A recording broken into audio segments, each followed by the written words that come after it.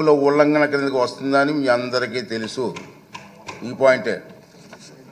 అయినప్పటికీ వైఎస్ జగన్మోహన్ రెడ్డి ఇప్పటి వరకు సాధించిన దుష్ప్రచారాన్ని సంధి ప్రేలాపనలు అంటాను నేను. మా సైడ్ సంధి ప్రేలాపనలు అంటారండి. సంధి ప్రేలాపనలను పరిగణలోకి ప్రేలాపనలుగా పరిగణించి క్షమిస్తున్నాను. సభాపతి హోదాలో క్షమిస్తున్నాను. ఈ ధోరణి ఇలాగే కొనసాగిస్తే భవిష్యత్తులో ఎలాంటి చర్యలు తీసుకోవాలనేది ఈ సభలోని సభ్యుల సమిష్టి విజ్ఞతకు వదిలేస్తున్నాను. రూలింగ్ అవునండి, మీరు సభాపతి చేశారు కదా. ఈ సందర్భంగా మహానుభావుడు శ్రీ నందమూరి తారక రామారావు గారి ప్రజాసేవలో ఉన్నవారికి చెప్పిన తారక మంత్రం గుర్తు చేసుకుందాం. తారక మంత్రం సార్, ప్రజలే దేవుళ్ళు, సమాజమే దేవాలయం. ఈ శాసనసభ ప్రజలు అనేక దేవుళ్ళు నేరుగా ఎన్నుకున్న దేవాలయం. మళ్ళీ ఒకసారి రిపీట్ చేస్తాను, ఈ శాసనసభ ప్రజలు అనే దేవుళ్ళు నేరుగా ఎన్నుకున్న దేవాలయం. ఇది మనకు దేవాలయం లాంటిది.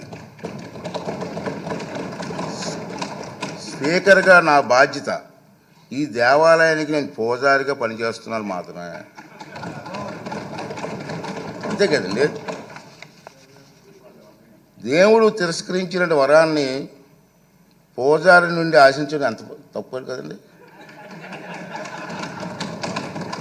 దేవుడి నిర్ణయం 11 మంది ఇచ్చాడు, నన్ను ఏం చేస్తాను, పూజారికి నేను ఏం చేయగలను.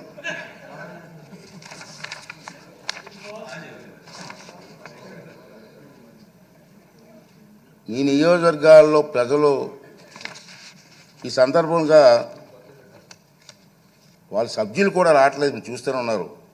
ఈ సందర్భంగా సభకు దూరంగా ఉంటున్న సభ్యులకి నా విజ్ఞప్తి ఏంటంటే, మీ నియోజకవర్గాల్లో ప్రజలు మీకు ఇచ్చిన గౌరవాన్ని, బాధ్యతను గుర్తు చేసుకోండి. మీకు సభకు దూరంగా ఉంటే మీ నియోజకవర్గాల సమస్యలు సభలో ఎవరు ప్రస్తావిస్తారు? వాటికి పరిష్కారాలు ఎలా సాధిస్తారు? ఈ బాధ్యతను గుర్తించి మిమ్మల్ని నమ్ముకున్న మీ ప్రజల గొంతు వినిపించడానికి సభకు హాజరు కావాలని, రాజ్యాంగం మీకు అప్పగించిన బాధ్యతను సమర్థవంతంగా నిర్వహించాలని విజ్ఞప్తి చేస్తున్నాను. నమస్కారం. ఈ రూలింగ్ తాలూకు ఇంగ్లీష్ కాపీని కూడా సభ రికార్డులో భాగంగా ఉంటుందని చెప్పి సందర్భంగా మనం చేస్తూ